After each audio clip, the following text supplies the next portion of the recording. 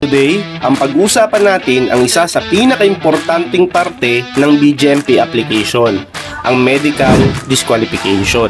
Hey guys! Welcome back to Jack TV, your source of educational tips, career guides, at mga information para sa future civil servants and government professionals.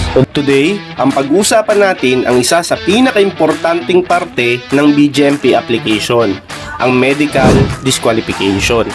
Marami kasing nagtatanong, Sir, ano po ba ang mga medical condition na pwedeng maging dahilan para hindi ma-qualify ang isang aplikante? Kaya ngayon, isa-isayin natin para malinaw at hindi ka malito. Unang-una ang height and BMI o body mass index.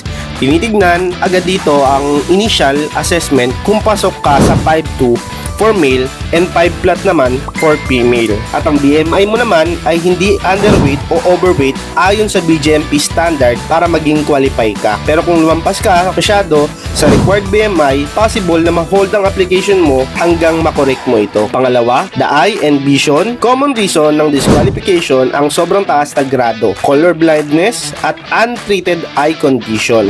Kaya make sure na updated ang eye checkup bago ka magpa-medical. Pangatlo, the respiratory and heart condition. Kung ikaw ay may asthma, uncontrolled hypertension, at anumang heart abnormality can be grounds for disqualification, lalo na kung may physical activity restriction ka. Pang-apat, hearing and ENT issue. Kung may chronic ear infection, significant hearing loss o problema sa throat at nasal passage, tinitignan din ito ng medical board. Pang-lima, skin condition, severe psoriasis, eczema, fungal infection at ibang pang-condition na pwedeng matrigger sa training environment. Possible na maging cause ng disqualification. Pang-anim, surgical history or current injuries.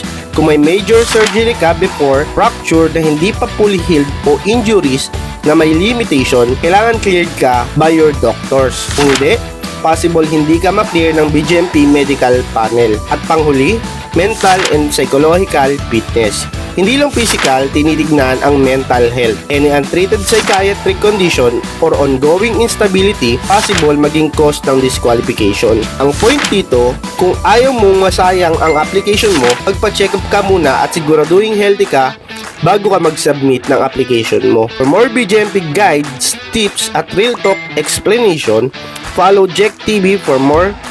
Maraming salamat and good luck sa application.